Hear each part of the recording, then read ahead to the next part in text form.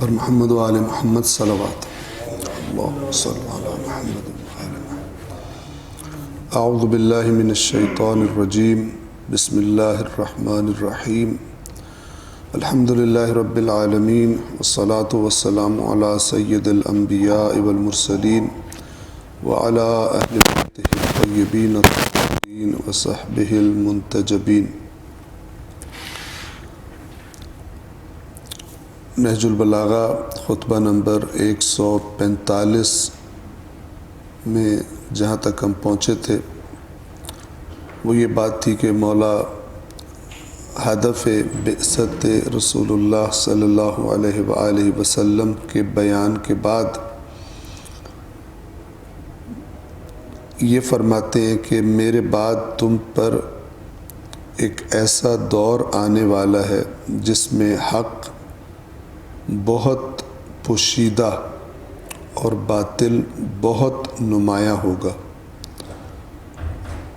یہ میں مفتی جعفر حسین صاحب کے ترجمے کے الفاظ پڑھ رہا ہوں۔ اور اللہ و رسول پر افتراء پردازی کا زور ہوگا۔ اس زمانے والوں کے نزدیک قرآن سے زیادہ کوئی بے قیمت چیز نہ ہوگی، جبکہ اسے اس طرح پیش کیا جائے جیسے پیش کرنے کا حق ہے، اور اس قرآن سے زیادہ ان میں کوئی مقبول اور قیمتی چیز نہیں ہوگی اس وقت جب کہ اس کی آیتوں کا بے محل استعمال کیا جائے، اور نہ ان کے شہروں میں نیکی سے زیادہ کوئی برائی اور برائی سے زیادہ کوئی نیکی ہوگی۔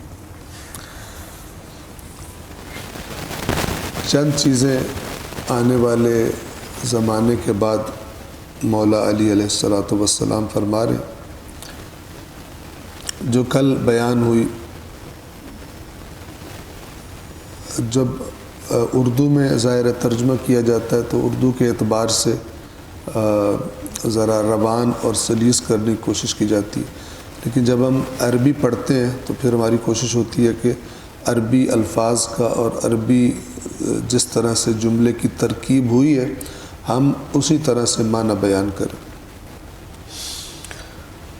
تو ہم یہاں سے آگے چلتے ہیں۔ وَلَيْسَ عِنْدَ أَهْلِ ذَلِكَ الزَّمَانِ سِلْعَةٌ أَبْوَرَ مِنَ الْكِتَابِ إِذَا تُلِيَ حَقَّ تِلَاوَتِهِ، اور نہیں ہوگی اس زمانے کے لوگوں کے پاس کوئی بھی جنس کتاب، یعنی اللہ کی کتاب سے زیادہ کم قیمت یا نقصان دینے والی، یعنی اگر جس سے تجارت کی جائے تو بہت فائدہ نہیں ہوگا، بہت نقصان ہوگا، وہ ان کے نزدیک اللہ کی کتاب ہوگی۔ لیکن اللہ کی کتاب کب ان کو بے قیمت لگے گی اور نقصان دہ لگے گی، گھاٹے میں ڈالنے والی لگے گی؟ اذا تلی حق تلاوتہ، جب قرآن کی اس طرح تلاوت کی جائے گی، یعنی ان کے سامنے جیسے اس کی تلاوت کا حق بنتا ہے۔ جب اس طرح قرآن ان کو سنایا جائے گا تو ان کو لگے گا کہ ہاں یہ تو بڑا گھاٹا پڑ گیا، اور اس کو اگر ہم سمجھنے کی کوشش کریں تو کوئی بڑی پیچیدہ بات نہیں۔ کب کوئی بات سن کے لگتا ہے کہ یہ تو بڑی میرے گھاٹے میں میرے خلاف جا رہی ہے بات، یہ تب ہوتا ہے کہ جب میں نے اس سے پہلے جو تصور اور جو نظریات اور جو افکار بنائے ہوئے ہیں، جن کے ساتھ میں نے اپنی دنیا آخرت کی کامیابی کو جوڑ لیا ہے، ان کے خلاف بات ہو رہی ہے۔ وہ والا مزاج اور وہ والا لب و لہجہ نہ ہو، وہ والے افکار نہ ہو جو میں جن سے مانوس ہوں اور میں نے ذہن میں بنا لی،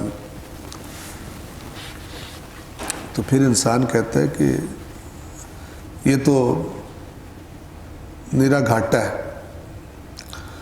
اب جب نرا گھاٹا ہے تو پھر وہ اس سے بے رخی کرتا ہے، اس کی طرف توجہ نہیں کرتا، اس میں دلچسپی نہیں لیتا۔ اور یہ تجربہ آج کیا جا سکتا ہے۔ آپ ایسا شخص کوئی لیں کہ جو قرآن کا ترجمہ پڑھ سکتا ہو، اور اس سے کہیں کہ قرآن کا ترجمہ پڑھو، اور مثلا ایک سپارہ پڑھو، ایک جز پڑھو، اور اس کے بعد اس کی فیلنگ پتہ کریں کہ کیا فیل کر رہا ہے وہ ترجمہ پڑھنے کے بعد۔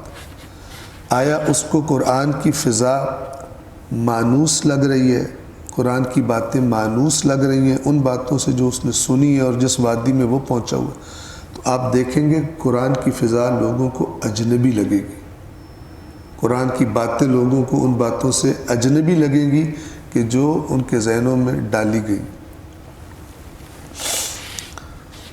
تو یہ مولا بتا رہے ہیں کہ یہ زمانہ تم پہ آنے والا ہے،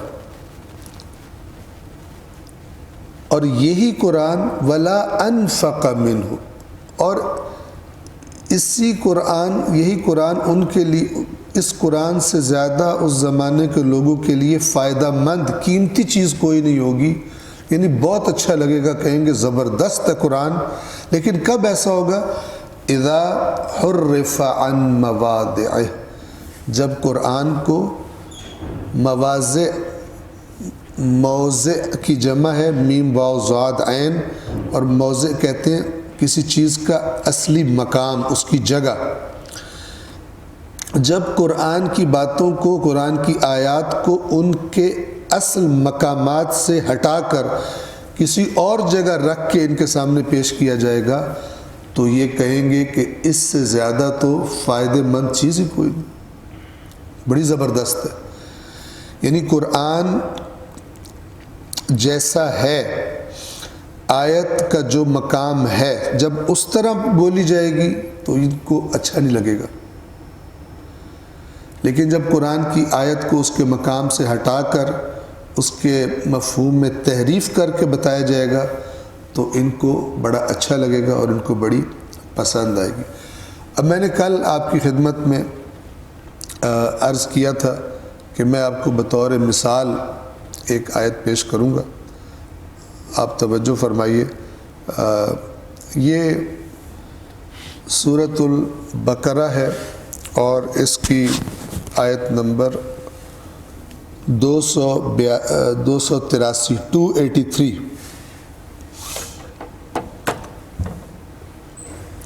اس آیت کے اندر جو بات ہو رہی ہے وہ پچھلی آیت کریمہ سے کنیکٹڈ ہے۔ آیت نمبر 282 سے، جو قرآن مجید کی سب سے طولانی آیت ہے۔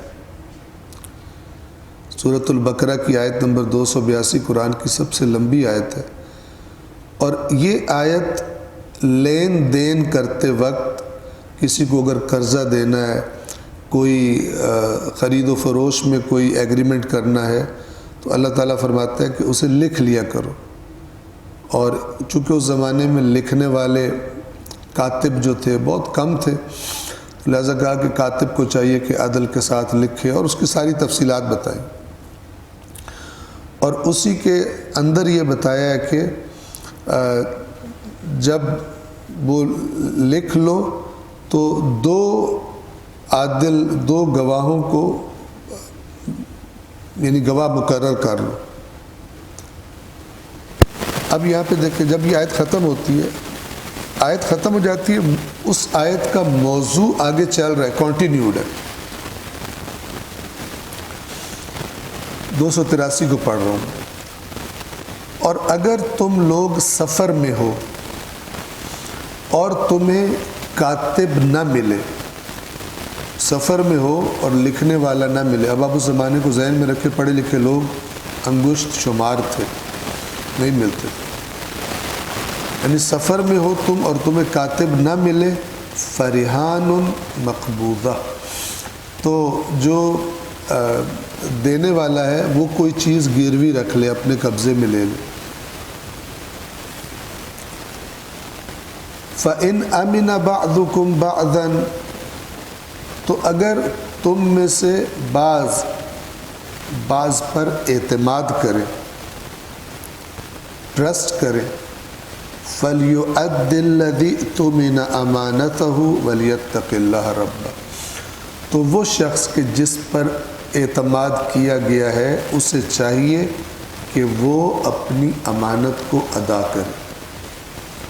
یعنی ایک نے دوسرے پر اعتماد کیا، اسے مومن سمجھ کے، مسلمان سمجھ کے، اور کوئی چیز مثلا گروی کی نہیں تھی کہ وہ رکھ لیتے گارنٹی کے طور پر، اس نے ٹرسٹ کیا، تو اسے چاہیے کہ اپنی امانت کو ادا کرے. جو قرض لیا ہے یا جو رقم لی ہے جو بھی ہے اسے ادا کرے.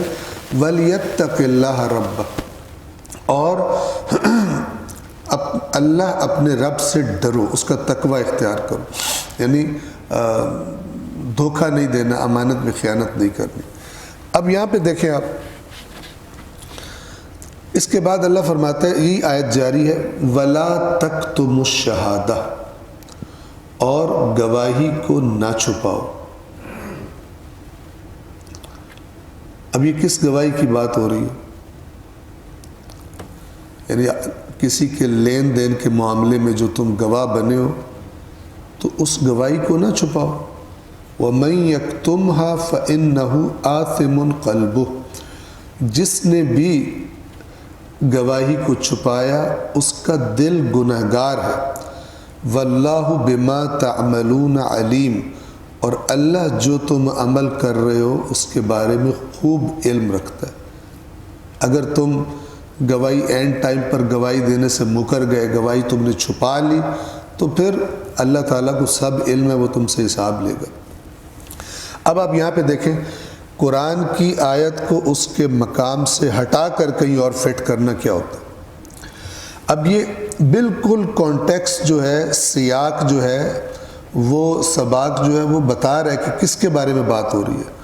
کہ دو گواہ بنا لو، اور پھر جب اسی آیت میں، پچھلی آیت میں، جب گواہوں کو بلایا جائے تو وہ آ کر ضرور گواہی دیں. پھر فرمایا کہ گواہوں کو ڈراؤ نہیں، ان کو نقصان نہیں پہنچاؤ. ایک بندہ طاقتور ہے، وہ گواہوں کو دھمکی دیتا ہے کہ میرے خلاف گواہی دی تو میں تمہیں نقصان پہنچاؤں گا، یا نقصان کوئی پہنچا دے پہلے ہی، اگر اس کو کنفرم ہو جائے کہ انہوں نے گواہی دینی ہے، پہلے ہی کچھ کر دے. جیسے کہ ہم اپنے ملک میں بھی دیکھتے ہیں، جو انویسٹیگیشن آفیسر ہے کیس کا، وہی قتل ہو جاتا ہے. جو ایمانداری سے تحقیق کر رہا ہوتا ہے اسی کو قتل کر دیتے ہیں. تو یہاں پر گواہی نہ چھپاؤ، یعنی جو گواہ بنے ہیں لین دین کے، وہ گواہی نہ چھپائیں. اب آپ دیکھیں، بعض افراد ایسی حرکات کرتے ہیں کہ سامنے بیٹھی ہوئی اپنی عوام تو بڑی خوش ہوتی ہے، لیکن یہ شخص سری جھوٹ بول رہا ہوتا ہے. اس کا ویڈیو کلپ ہے میرے پاس. تو وہ ایک صاحب بڑے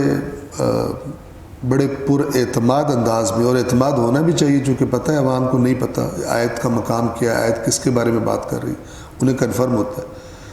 تو اس نے کہا کہ بڑا چیلنج کر کے، حافظان قرآن متوجہ ہو، اللہ تعالیٰ قرآن میں فرما رہا ہے وَلَا تَكْتُمُوا الشَّهَادَةَ، گواہی نہ چھپاؤ. اور گواہی نہ چھپاؤ، اس کے بعد پھر کہتے ہیں کہ کون سی گواہی ہے جو اللہ کہہ رہا ہے نہ چھپاؤ، کیونکہ لا الہ الا اللہ کی گواہی تو سارے دیتے ہیں، محمد رسول اللہ کی گواہی تو سارے. اب آپ دیکھیں آیت کا مقام کیا ہے، اور اس کو اٹھا کے فٹ کہاں پہ کر دیے. تیسری گواہی چھپاتے ہیں. تو اللہ تعالیٰ قرآن میں فرما رہا ہے کہ تیسری گواہی نہ چھپاؤ، یعنی شہادت علی ولی اللہ کو نہ چھپاؤ، اور جو اس کو چھپائے گا اس کا دل گناہگار ہے. اب یہ کہاں سے آیت اٹھائی ہے اور کہاں پہ لا کے فٹ کیے، عوام کو نہیں پتہ. لیکن جب دوسرے مخالف لوگ ان چیزوں کو اپنے عوام کو بتاتے ہیں کہ یہ دیکھو یہ کس طرح اپنے مذہب کو کی تبلیغ کرتے ہیں اور کیا دلائل دیتے ہیں، جب کوئی بھی بندہ اپنے موقف کو ثابت کرنے میں کسی چیز میں جھوٹا ہو جائے، اس کی باقی باتیں بھی لوگوں کی نظروں میں مشکوک ہو جاتی ہیں. اگر میں آپ سے مثلا میں نے 10 باتیں کی ہیں، ایک بات ان میں سے آپ پر ثابت ہو جائے کہ اس نے جھوٹ بولا ہے، آپ کی نظروں میں میری پوری شخصیت مشکوک ہو جائے گی، باقی 9 بھی مشکوک ہو جائیں گی. حالانکہ عاقلانہ طریقہ یہی ہے کہ 9 کو بھی چیک کیا جائے، ہر ایک بات کو الگ الگ دیکھا جائے، لیکن عام طور پر یہ ہوتا نہیں ہے. جب ایک بات غلط ثابت ہو جائے تو عام خاص طور پہ عوام الناس سمجھتے ہیں سارا غلط ہے.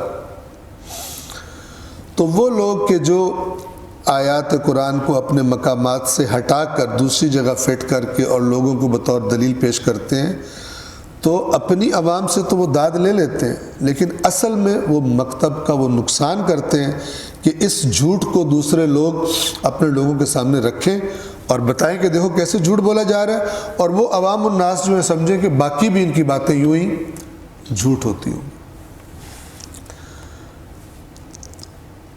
مولا کیا فرما رہے ہیں؟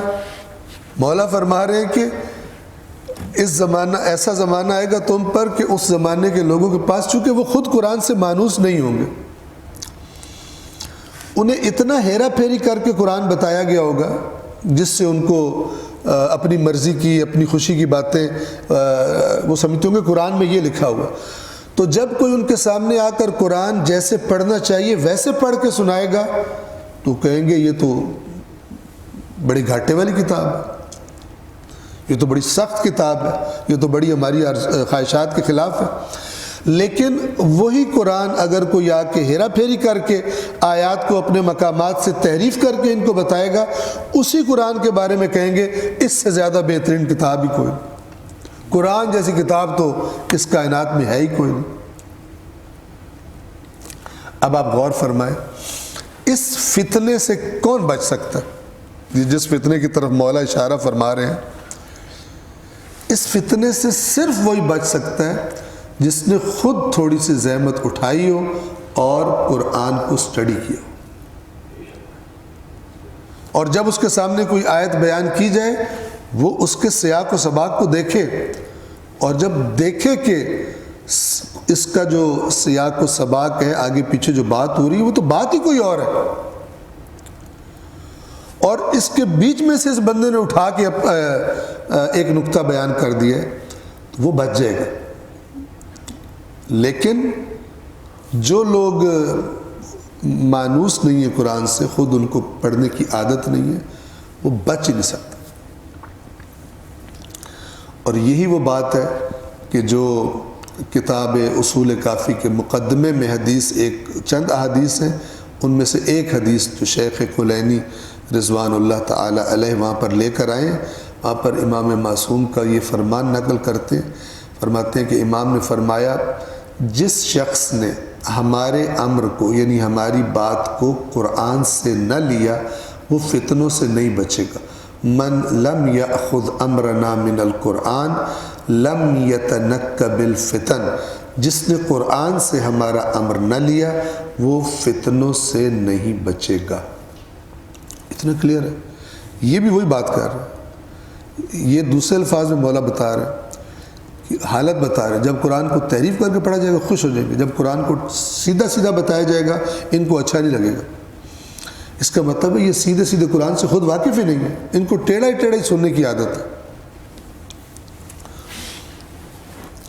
آگے اب جب قرآن کی یہ کیفیت ہوگی تو اس کے نتائج کیا ہوں گے؟ اس کے نتائج میں سے ایک نتیجہ یہ ہے وَلَا فِي الْبِلَادِ شَيْءٌ أَنْكَرَ مِنَ الْمَعْرُوفِ.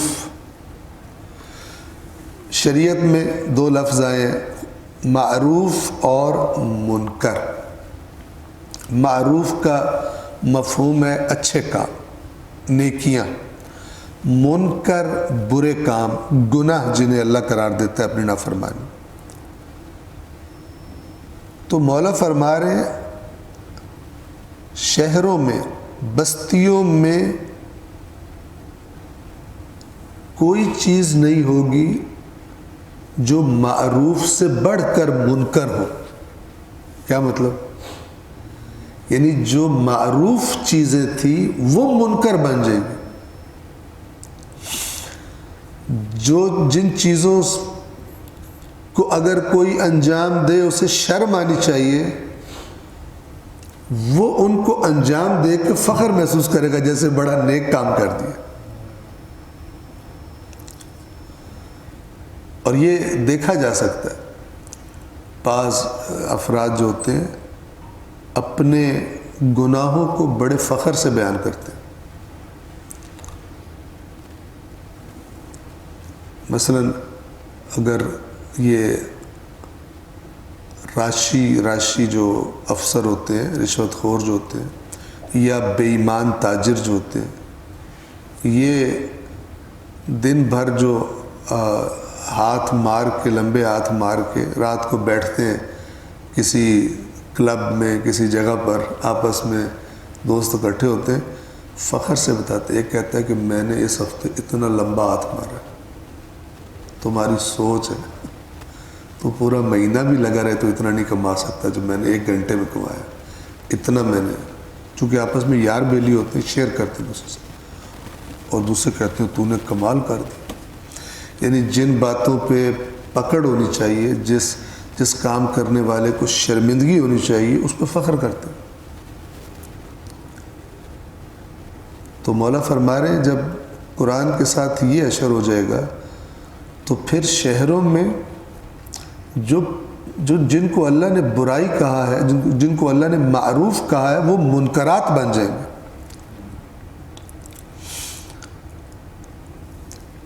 اس کی بھی آپ کو میں مثال دے دوں تاکہ سمجھنے میں آسانی ہو. آپ اپنے ارد گرد معاشرے میں دوڑا سکتے ہیں. ہمارے استاد تھے ایک ایران میں، قم میں، ان کا ایک دوست ڈاکٹر تھا، بہت ایماندار تھا، با تقویٰ تھا. تو ہمیں استاد ایک دفعہ بتا رہے تھے کہ یہ جو میرا دوست ہے ڈاکٹر، یہ چونکہ ایماندار ہے، غلط ٹیسٹ نہیں لکھتا،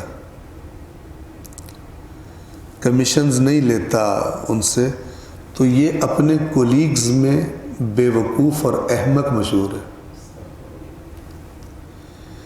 یعنی وہ اپنی چیزیں بھی اس کے ساتھ شیئر نہیں کرتے کہ یہ کہیں آگے رپورٹ نہ کر دے، اور اس کو اپنے درمیان سب سے احمق ڈاکٹر سمجھتے ہیں. کیوں؟ اس لیے کہ ایماندار ہے. اور آپس میں اس کے بارے میں اگر کہیں آ جائے تو کہتے ہیں مصیبت سے بچ کے رہنا، اس لیے بیچ میں اس کو کسی چیز کی ہوا نہ لگنے دینا. یہ وہ کیفیت ہے.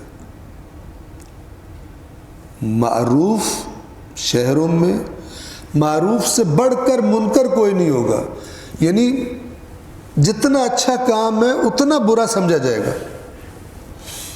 جیسے میں نے پہلے بھی درس قرآن میں آپ کو بتایا تھا، مثلا میں ایک دوست کو جانتا ہوں کراچی میں، اور وہ کسٹمز میں، تو پھر کافی لوگوں کو ان سے ایسی جگہ بیٹھے ہوئے ہیں کہ وہ بھی کراچی میں، تو لوگوں کو کام شام پڑتے ہیں. تو پھر بعض مومنین نے مجھے بتایا کہ یہ جو ہے نا، ان کے بارے میں مشہور ہے کہ یہ منحوس، اس منحوس کے پاس کوئی کام نہیں ہوتا. یعنی جو کام ہے یہ پکڑ کے بیٹھ جاتا ہے. یہ منحوس ہے. کیوں؟ اس لیے کہ اس رشوت والے چینل میں شامل نہیں. اور لوگوں کو کوئی کام جا کے کہو تو کہتے ہیں کہ کام تمہارا ہو جائے گا، صرف یہ اس منحوس سے کسی طرح جو ہے نا نکال.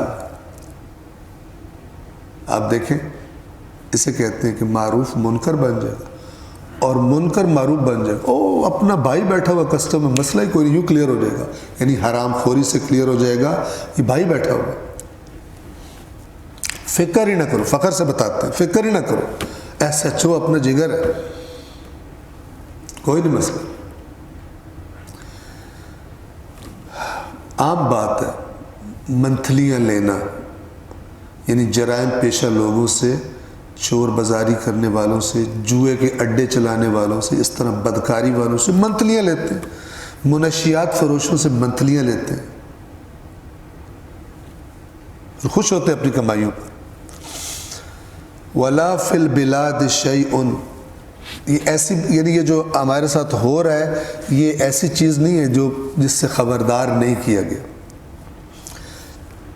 جب اللہ کے دین کی اصل تعلیمات لوگ پس پش ڈال دیں گے تو پھر جو معاشرہ وجود میں آئے گا وہ یہی ہے. لیکن اس کے ساتھ ساتھ ایک دین نام کی چوسنی بھی دی ہوئی ہے. انہوں نے یہ بھی چوستے رہو، جنت تمہاری پکی ہے. یہ ایک آدھا کام ہر ایک نے سیکھا ہوا ہے اور اس کے ذریعے وہ جنت اپنی کنفرم کر کے بیٹھا ہوا ہے، حالانکہ جا رہا سرپٹ جہنم کے راستے پر اپنی حرکتوں اور اعمال کی وجہ سے. اور نہیں ہوگی شہروں میں کوئی چیز معروف سے بڑھ کر منکر، اور نہ ہی منکر سے بڑھ کر معروف. یعنی جو منکرات ہوں گے وہ قابل فخر باتیں بن جائیں گی، وہ ایسے جیسے معروف ہے، ایسے جیسے یہ تو روٹین ہے، اور جو اس روٹین پہ نہیں چلتا وہ بیوقوف ہے۔ مثلا دو بندے اکٹھے نوکری پہ لگے، ایک ہی نوکری تھی، ایک حرام پہ لگ گیا، اس نے اپنا گھر جو ہے پتہ نہیں کہاں سے کہاں لے گیا، بنگلہ بنا لیا، گاڑی لے لی، دوسرا نہیں لے سکا چونکہ صرف تنخواہ لیتا ہے۔ آپ کے خیال میں دونوں میں لوگ کیا کہیں، کون بیوقوف ہے ان میں سے، نالائق ہے جو نہیں بنا سکا؟ وہ نالائق ہے۔ اور کوئی یار اس نے حرام کھایا، پھر کون نہیں کھاندا آج؟ سارے کھاندے ٹھیک ہے نا؟ پھر کہتے ہیں کھانے کے لیے بھی عقل چاہیے، بیوقوف بندہ تو کھا بھی نہیں سکتا، ایسی باتیں کرتے ہیں۔ کھانے کے لیے بھی عقل چاہیے ہوتی ہے، یہ بیوقوف ہے، اس میں عقل ہوتی تو یہ بھی کھاتا ہوتا۔ حلال جو ہے وہ ایک منکر بن گیا اس لیے کہ اس سے اتنا زیادہ مال جمع نہیں ہوتا۔ ایک صلوات پڑھیے محمد و آل محمد۔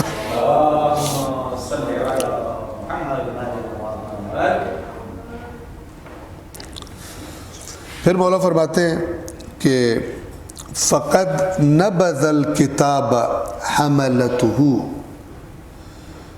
کتاب کے حاملوں نے، حامل کہتے ہیں جس نے کوئی چیز اٹھائی ہوئی ہو، حامل، قرآن کے حامل یقیناً کتاب کو پھینک چکے ہوں گے۔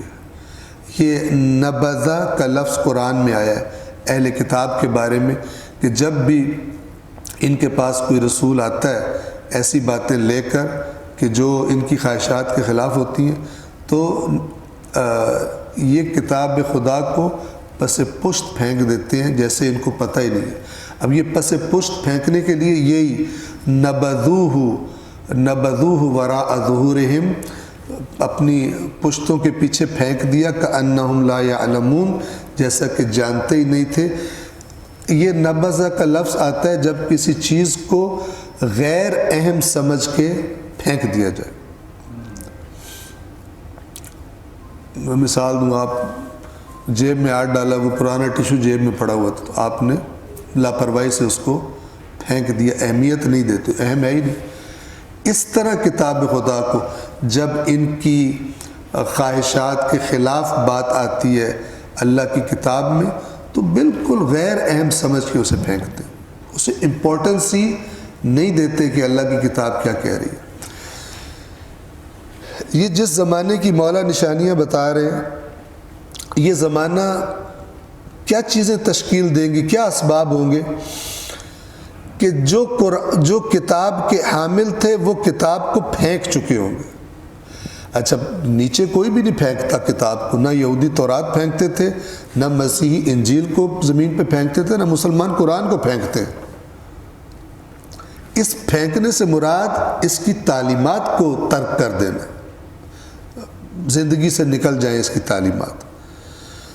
فقد نبذ الکتاب حملتہ، یقیناً پھینک چکے ہوں گے کتاب کو اس کتاب کے حامل۔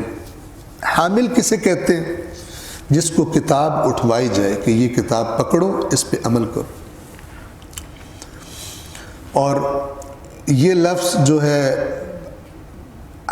کتاب کے حامل، اس سے سورہ جمعہ کی معروف آیت ذہن میں آتی ہے، مثل الذین حملوا التوراۃ، حملوا یہ وہی حامل سے ہے، اس کو اٹھوائی گئی جن کو تورات، ثم لم يحملوها، انہوں نے نہ اٹھائی، انہوں نے نہ اٹھائی۔ یہ اٹھانے سے مراد پھر کہہ رہا ہوں، ہاتھ میں اٹھانا نہیں ہے، اس کی ذمہ داری اٹھانا، اس کی تعلیمات کو اپنے اوپر، اپنے معاشرے پہ نافذ کرنا۔ جنہوں نے نہ اٹھائی، اللہ تعالیٰ فرماتا ہے کمثل الحمار، ان کی مثال گدھے کی طرح ہے، یحمل اسفارا، کہ ایک ایسا گدھا کہ جو اسفار کا حامل ہے، اسفار اٹھائے ہوئے۔ اسفار کسے کہتے ہیں؟ صفر کی جمع سین فیر رے، صفر کہتے ہیں قیمتی علمی بات کو، علمی ایسی کتاب جس میں بڑی قیمتی علمی باتیں لکھی ہوئی، اسفار اس کی جمع۔ تو فرمایا کہ ایک گدھے کو تصور کرو جس کے اوپر بڑی علمی کتابیں لاد دی گئی ہوں، لیکن گدھا تو گدھا ہے، اس کا کیا کام ہے علم سے؟ ہاں ایک چیز گدھا ہے، اور وہ ویٹ فیل کرتا ہے، بوجھ فیل کرتا ہے کتاب کے لادے جانے کا، اندر کیا لکھا ہوا اس کا گدھے کا کیا تعلق؟ پھر اللہ فرماتا ہے کہ بئس مثل القوم الذین کذبوا بآیات اللہ، کتنی بری مثال ہے اس قوم کی جس نے اللہ کی آیات کو جھٹلا دیا، واللہ لا یہدی القوم الظالمین، اللہ ظالم قوم کی ہدایت نہیں کرتا۔ یہاں پہ ظلم سے کیا مراد ہے؟ کتاب خدا کو لفٹ نہ کروانا۔ یہاں مولا بھی یہ فرما رہے ہیں کہ اس زمانے کے لوگ جو میرے بعد ان قریب تم پر آنے والا ہے، کتاب خدا کو پھینک چکے ہوں گے۔ وَتَنَاسَاهُ حَفَظَتُهُ، اور حفظہ حافظ کی جمع ہے، اور جو قرآن کے حافظ ہوں گے وہ گویا قرآن کو بھلا چکے ہیں۔ یہ گویا قرآن کو بھلا چکے ہیں۔ ایک ہوتا ہے نسیان اور ایک ہوتا ہے جسے کہتے ہیں تناسی۔ ایک ہوتی ہے، میں آپ کو مثال دے دوں، ایک ہوتی ہے جہالت، ایک ہوتا ہے تجاہل۔ جہالت کیا ہوتی ہے؟ کہ انسان کو واقعاً پتہ نہ ہو۔ تجاہل کسے کہتے ہیں؟ اس کو پتہ ہے لیکن رویہ ایسا ہے جیسے اس کو نہیں پتہ، رویہ اس کا، عمل اس کا، حالت اس کی اس شخص کی طرح ہے جیسے جو جاہل ہوتا ہے، حالانکہ وہ جاہل نہیں ہے۔ یہاں پہ یہ فرما رہے ہیں جو قرآن مجید کے حافظ ہوں گے، جنہوں نے قرآن کو حفظ کیا ہوگا، قرآن مجید سارا ان کو پتہ ہوگا، لیکن ان کی جب زندگی کو دیکھا جائے گا تو ایسا لگے جیسے ان کو قرآن بھول گیا ہوا، قرآن ان کو یاد نہیں ہے۔ فَالْكِتَابُ يَوْمَئِذٍ وَأَهْلُهُ، جب ایسا ہو جائے گا تو کتاب اور اہل کتاب، یا اہل کتاب سے مراد تورات انجیل والے نہیں ہیں، یعنی قرآن، قرآن اور اہل قرآن۔ اہل قرآن سے کیا مراد ہے؟ یعنی وہ لوگ کہ جو بالآخر جن میں یہ چیزیں پیدا نہیں ہوئی ہوں گی اور وہ قرآن کے ساتھ اٹیچ ہوں گے۔ بڑا عجیب ہے، سنیے۔ تو کتاب اور یعنی قرآن اور قرآن والے یومئذ، اس دن یعنی اس زمانے میں، منفیان،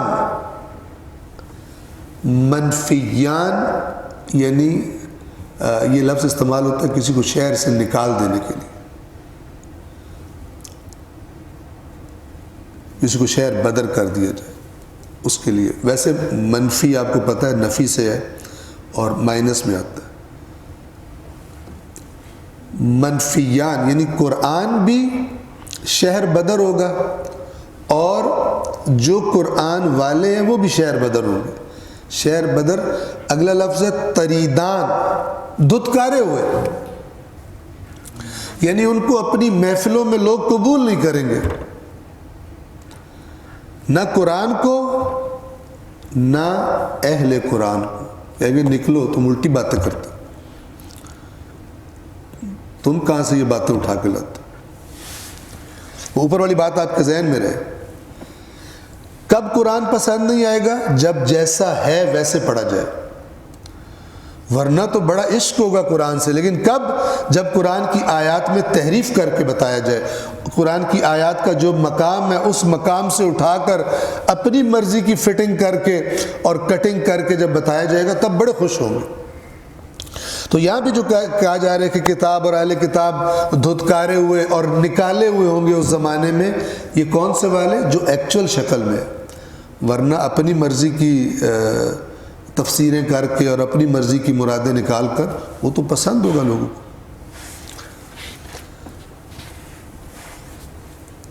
ابھی مزید قرآن کی اور اہل قرآن کی صفات بیان کر رہے ہیں۔ وصاحبان، اور دو ایسے ساتھی، مصطحبان جو ایک دوسرے کی صحبت میں ایک دوسرے کے ہمراہ چل رہے ہیں، فی طریق واحد، ایک ہی راستے پر جا رہے ہیں دونوں، لیکن لا یؤویہما مؤون، لیکن کوئی پناہ دینے والا انہیں پناہ دینے کو تیار نہیں۔ سب کہتے ہیں آگے جاؤ، ہمارے پاس تمہارا کوئی کام نہیں ہے۔ فالکتاب وَأَهْلُهُ فی ذَلِكَ الزمان، تو کتاب اور اہل کتاب مراد قرآن والا اس زمانے میں، فی الناس لوگوں میں ہوں گے، وَلَيْسَ فِيهِمْ جبکہ لوگوں میں نہیں ہوں گے، لوگوں میں ہوں گے جبکہ لوگوں میں، یعنی اس معاشرے میں رہ رہے ہیں، ان محافل میں ہیں لیکن ان محافل اس معاشرے کا حصہ نہیں، ان کو ایک اجنبی فینومینا کے طور پہ دیکھا جائے گا کہ یہ کیا الٹی سیدھی باتیں کرتے ہیں، سارے ایک طرح باتیں کرتے ہیں، یہ جو ہے ان کی باتیں بڑی الٹی سیدھی باتیں۔ لوگوں میں ہوں گے جبکہ نہیں ہوں گے، وَمَعَهُمْ اور لوگوں کے ساتھ زندگی گزار رہے ہوں گے، وَلَيْسَ مَعَهُمْ جبکہ لوگوں کے ساتھ زندگی نہیں گزار رہے ہوں گے۔ پھر مولا اس کی وضاحت فرماتے ہیں کہ اس کی دلیل دیتے ہیں، کیوں ایسا ہوگا؟ لِأَنَّ الضَّلَالَةَ لَا تُوَافِقُ الْهُدَى وَإِنِ اجْتَمَعَ، اس لیے کہ گمراہی کبھی بھی موافق نہیں ہو سکتی ہدایت کی، دونوں کا راستہ ایک نہیں ہو سکتا۔ گمراہی کہتے ہی اس کو راستہ گم ہو جانا، دوسرے راستے پہ چلے جانا۔ تو مولا فرما رہے ہیں اس خطبے کے الفاظ کے مطابق کہ اس لیے کہ گمراہی ہدایت کے ساتھ موافق نہیں ہوتی، اگرچہ ایک جگہ پہ جمع ہو، ایک ہی جگہ نظر آ رہے ہیں۔ مثال کے طور پر آپ مکہ کو تصور کریں کہ رسول اللہ بیٹھے ہیں، اسی محفل میں ابو جہل بھی بیٹھا ہوا ہے، اسی محفل میں علی مرتضیٰ بھی بیٹھے ہیں، اسی محفل میں ابو لہب بھی بیٹھا ہے، ایک ہی محفل ہے، جمع ہیں لیکن موافق، اکٹھے ہو جانا اور ہوتا ہے ایک محفل میں، لیکن آپس میں موافقت، ہم آہنگی، فکر کا ایک ہونا، رخ کا ایک ہونا، یہ نہیں ہوتا، کبھی بھی نہیں ہو سکتا گمراہی کا اور ہدایت کا۔ تو کہا کہ ظاہر ہے یہ لوگ بھی، قرآن بھی اسی معاشرے میں موجود ہوگا، قرآن والے بھی اسی معاشرے میں موجود ہوں گے، اسی میں نظر آئیں گے، لیکن اگر حقیقت دیکھو گے تو اس معاشرے کا حصہ نہیں ہوں گے، اس لیے کہ اکٹھے یہ موافق ہو نہیں سکتے، ہدایت اور گمراہی موافق ہو نہیں سکتے۔ اب آپ توجہ فرمائیں، اس خطبے میں مولا کا اگر آپ شروع سے اس کو دیکھیں تو پورا جو فوکس ہے وہ کس پر ہے؟ وہ قرآن مجید کی امپورٹنس پر، یعنی جو شروع میں فرمایا کہ اللہ نے اپنے رسول کو مبعوث فرمایا تاکہ اس کے بندوں کو بتوں کی عبادت سے نکال کر اللہ کی عبادت کی طرف لے آئے، اور شیطان کی اطاعت سے لے کر اللہ کی اطاعت کی طرف لے آئے، ایک ایسے قرآن کے ذریعے جس کو اللہ نے واضح بھی کر دیا ہے اور محکم بھی کر دیا ہے۔ یعنی یہ کام رسول اللہ نے اس قرآن کے ذریعے کرنا ہے، لیکن میرے بعد تم پر ایک زمانہ آئے گا کہ جب باطل ہی باطل پھیلا ہوا ہوگا، حق چھپا ہوا ہوگا، اور اس کا سبب یہ ہوگا کہ قرآن لوگوں کے لیے ایک بے قیمت ترین چیز ہو جائے گا۔ کب؟ جب اس طرح پڑھا جائے گا جیسے پڑھنا چاہیے، اسٹریٹ فارورڈ، بغیر لگی لپٹی کے، بغیر ہیرا پھیری کیے، اور وہی قرآن بہت بڑی قیمت والا ہو جائے گا جب اس کی آیات کو تحریف کر کے اپنے مقامات سے ہٹا کر لوگوں کے سامنے پڑھا جائے گا، ان کو قرآن بہت اچھا لگے گا۔ یعنی اس خطبے کا جو پورا فوکس ہے وہ قرآن کریم پر، ابھی تک آگے اہل بیت اطہار کا ذکر بھی یعنی شروع ہوگا۔ فاجتمع القوم علی الفرقہ، یہ ذرا سمجھے، فاجتمع، اجتماع اجتماع سے ہے، جمع ہو جانا، فاجتمع القوم، قوم اجتماع کر لے گی، قوم جمع ہو جائے گی، قوم اکٹھی ہو جائے گی، کس بات پر؟ علی الفرقہ، اکٹھے نہ ہونے پر، یعنی اس بات پر اتفاق کر لیں گے کہ اتفاق نہیں کرنا۔ عربی میں اس کے لیے کہتے ہیں اتفقوا علی ان لا یتفقوا، اس بات پر ہم نے اتفاق کر لیا ہے، لوگوں نے اتفاق کر لیا ہے کہ کسی بات پر اتفاق نہیں کرنا۔ اس پر آپ دیکھیں ایسا ہی ہے، تو مولا فرما رہے ہیں کہ قوم اکٹھی ہو جائے گی، بندہ خوش ہوتا ہے، کس پہ اکٹھی ہوگی؟ اکٹھے نہ ہونے پہ، تفرقے پہ اکٹھی ہو جائے گی، یعنی سب ٹھان لیں گے کہ الگ الگ رہنا ہے، سب ٹھان لیں گے کہ فرقے بنانے، سب ٹھان لیں گے کہ الگ الگ اپنی پارٹی بنانی ہے۔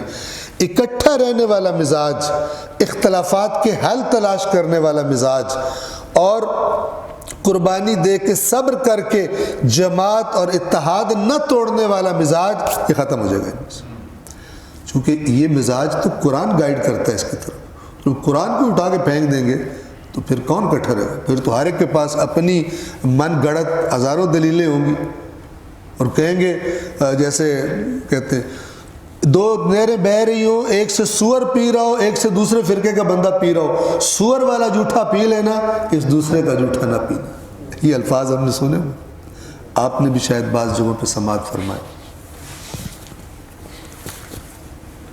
سب میں ہے، یہ کسی ایک مسلک کی بیماری نہیں ہے، سب بیمار ہیں۔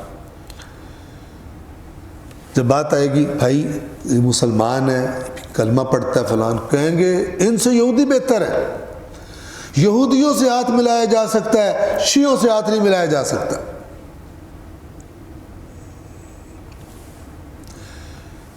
فاجتمع القوم علی الفرقہ، اکٹھے ہو جائیں گے، جب ان کو یہ کہا جائے گا، ادھر سے یہ بھی کہیں گے تم نے اینٹ چلائی ہے ماری ہے تو ہمارا پتھر بھی اب پھر سنبھالو۔ فاجتمع القوم علی الفرقہ، لہذا آپ نے دیکھا ہوگا یہ شدت کیسے بڑھتی ہے۔ ایک دفعہ کہتے ہیں کافر ہے، ایک دفعہ کہتے ہیں کائنات کا بدترین کافر، یعنی اس کے بعد ان کے بس میں نہیں ہے کہ اس سے اوپر کی ڈگری بھی کوئی اگر دے سکتے ہو تو وہ دوسرے کو دے دے۔ فاجتمع القوم علی الفرقہ، اجتماع کر لے گی قوم، فرقہ، فرقہ یعنی تفرقہ، جدائی۔ وافترقوا عن الجماعہ، اور جماعت سے متفرق ہو جائیں گے، یعنی جب کہا جائے گا کہ جماعت بنو اکٹھے ہو، متفرق ہو جائیں گے، ایک جگہ مل کے نہیں بیٹھیں گے۔ اور یہ گولڈن جملہ جو ہے ابھی آپ سنیں، سارے ہی گولڈن ہیں، لیکن كأنهم أئمة الكتاب وليس الكتاب إمامهم، گویا یہ کتاب خدا کے امام ہے، کتاب خدا ان کی امام نہیں ہے۔ امام کسے کہتے ہیں؟ خود قرآن میں کتاب کے لیے امام کا لفظ آیا ہے، وَمِن قَبْلِهِ کتاب موسیٰ، اور اس قرآن سے پہلے موسیٰ کی کتاب تھی اماماً ورحمتاً، جو امام تھی اور رحمت تھی۔ امام کہتے ہیں جو آگے چلتا ہے اور اس کے پیچھے چلا جاتا ہے، اسے فالو کیا جاتا ہے۔ قرآن کریم رسول اللہ کا بھی امام ہے۔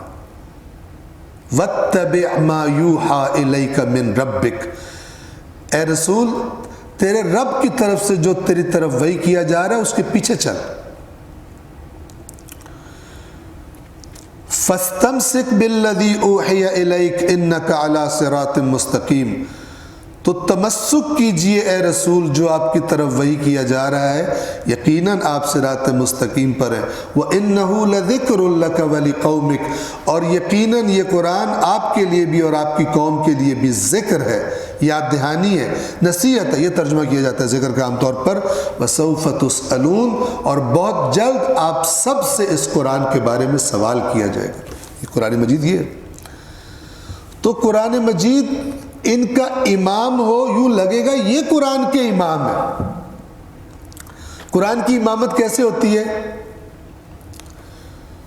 کہ قرآن کی آیت کوئی اور بات کر رہی ہو اور یہ کہے قرآن کو آ کر کہ جو آپ کہہ رہی ہیں اے آیت کریمہ وہ نہیں مراد، جو میں آپ کو بتا رہا ہوں، میرے پیچھے آؤ، آپ کی مراد یہ ہے، آپ کی مراد یہ ہے۔ کہتے ہیں کسی ملک کے بادشاہ کا ہرن چوری ہو گیا تو بڑی بڑی دنیا کی انہوں نے جو ہے پولیس بلائی، ہرن نہیں ملا ان کو۔ تو جب سارے ممالک کی پولیس جو ہے وہ ناکام ہو گئی تو پاکستانی پولیس والوں نے کہا کہ یار ناکام تو سارے ہو گئے، ہمیں بھی چانس دو۔ تو انہوں نے کہا کہ تم کیا کرو گے، اتنی پتہ نہیں اسکاٹ لینڈ یارڈ اور فلان اور دنیا میں جو نمبر 1 ہے وہ ناکام ہو گئے، چانس تو دے دو، ہو سکتا ہے۔ ان کا ٹھیک ہے چانس، وہ گئے، ان کا کہاں گم ہوا ہے، ان کا اس جنگل میں گم ہوا ہے ہرن۔ تو وہ گھس گئے جنگل میں، کوئی 1.5 گھنٹے کے بعد برآمد ہوئے، ایک ہاتھی پکڑا ہوا تھا اور ہاتھی کہہ رہا تھا میں ہی ہرن ہوں، جو ہرن گما تھا وہ میں ہی ہوں۔ پاکستانی پولیس ایسے بیان لیتی ہے، اسے مار مار کے انہوں نے کہا وہ قسمیں اٹھا رہا ہے میں ہرن ہوں، میں ہرن ہوں، میں ہرن ہوں۔ تو اسی طرح بعض لوگ آیات کے ساتھ بھی یہی کرتے ہیں کہ آیت کچھ مشرق کی طرف لے کے چل رہی ہوتی ہے، جب یہ پولیس آتی ہے تو آیت کہتی نہیں میں مغرب کی طرف بات کر رہی ہوں، مشرق کی طرف بات نہیں کر رہی۔ عوام اس سے دوری کی وجہ سے ان کا علاج ہے کہ یہ فراڈ ان کے ساتھ ہو اور ان کو پتہ نہیں چلے۔ پتہ کیسے چلے گا؟ جس نے اس کو دیکھا ہو۔ نہیں دیکھتے تو پھر جو میں یہاں بیٹھ کے جو مرضی ہیرا پھیری کرتا ہوں اس کو پتہ نہیں، کیونکہ اس کو نہ آگے کا پتہ ہے، اس کو نہ پیچھے کا پتہ ہے۔ كأنهم أئمة الكتاب وليس الكتاب إمامهم، گویا کہ یہ کتاب کے امام ہیں اور کتاب ان کی امام نہیں ہے۔ ایک فرمان بھی اللہ کے رسول کا شیعہ سنی دونوں کی کتابوں میں، اور روایت یہ کہتی ہے اللہ کے نبی نے فرمایا من جعلہ امامہ، جس نے قرآن کو اپنے، یہ امام کہتے ہیں سامنے کو، امام بھی اسی سے ہے، امام جو آگے ہوتا ہے، امام سامنے کی کہتے ہیں، خلف پیچھے کو کہتے ہیں، امام آگے کو کہتے ہیں۔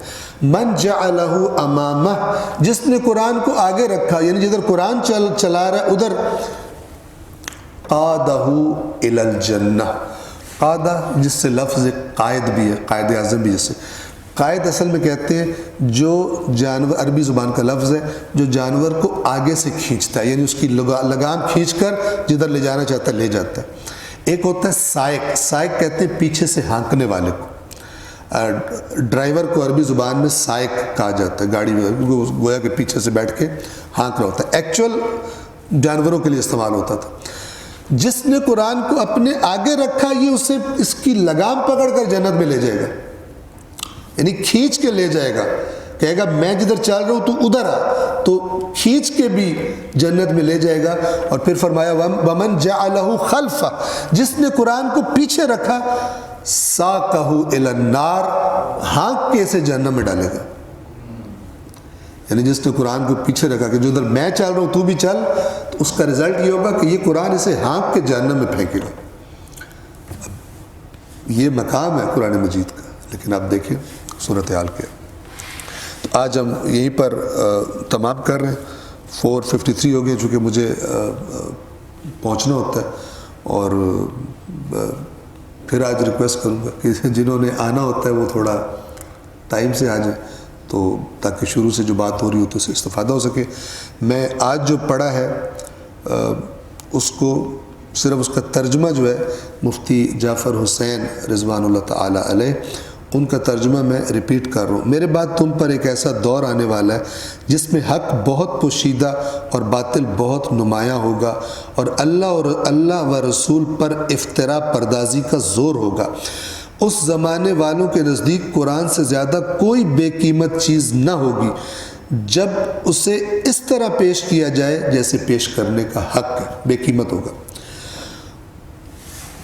اس وقت، اور اس قرآن سے زیادہ ان میں کوئی مقبول اور قیمتی چیز نہیں ہوگی اس وقت جب کہ اس کی آیتوں کا بے محل استعمال کیا جائے۔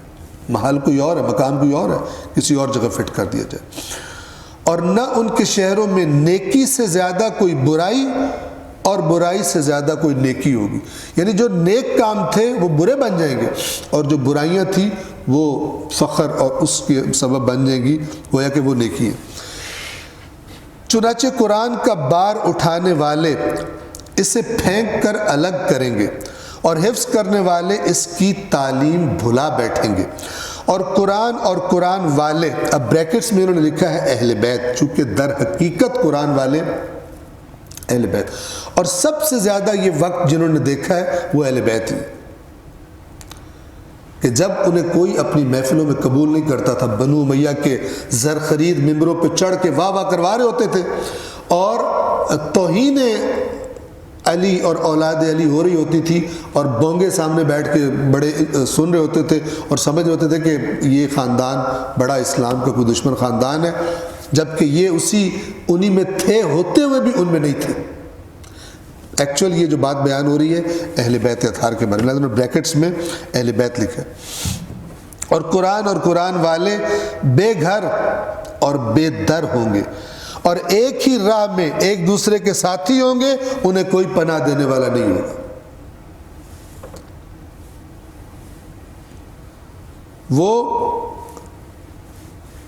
وہ بظاہر لوگوں میں ہوں گے مگر ان سے الگ تھلگ، لوگ دیکھ رہے ہوں گے یہ آ رہے ہیں جا رہے ہیں لیکن الگ تھلگ ہوں گے، ان کے ساتھ ہوں گے مگر بے تعلق، اس لیے کہ گمراہی ہدایت سے سازگار نہیں ہو سکتی اگرچہ وہ یکجا ہو، ایک جگہ پہ ہوں اکٹھے ہو سکتے ہیں لیکن سازگاری نہیں ہوتی ان میں۔ لوگوں نے تفرقہ پردازی پر تو اتفاق کر لیا ہے اس زمانے میں، اور جماعت سے کٹ گئے ہیں، گویا کہ وہ کتاب کے پیشوا ہیں، کتاب ان کی پیشوا نہیں ہے، ان کے پاس تو صرف قرآن کا نام رہ گیا ہے اور صرف اس کے خطوط و نقوش کو پہچان سکتے ہیں، اندر کیا ہے اس کی ان کو کوئی خبر نہیں ہے۔ چلتے ہوئے جا رہے ہیں، عربی لکھی ہوئی پڑھی ہے، اوئے ہوئے ہوئے قرآن پڑھا ہے، اس کو چومو شومو، لیکن اس سے زیادہ قرآن خط کو پہچان سکتے ہیں، ٹھیک ہے، لیکن اس سے اگلی کوئی چیز قرآن کی ان کے پاس نہیں ہے۔ صلوات پڑھیں محمد و آل محمد۔ اللہ تبارک و تعالیٰ سے دعا ہے کہ ان ماہ مبارک کے رمضان کے ایام میں قرآن کریم سے، اور بالخصوص ان ایام میں جو ہم نہج البلاغہ مولا کے کلمات کو پڑھنے کی کوشش کر رہے ہیں، پروردگار عالم ہمیں ان سے استفادہ کرنے کی توفیق عطا فرمائے، اور ان کا مطالعہ کرنے کا، خود ان کی اسٹڈی، ان کا مطالعہ کرنے کا شوق ہے پروردگار ہم سب کو عطا فرما۔ اللہم صلی علی محمد و آل محمد۔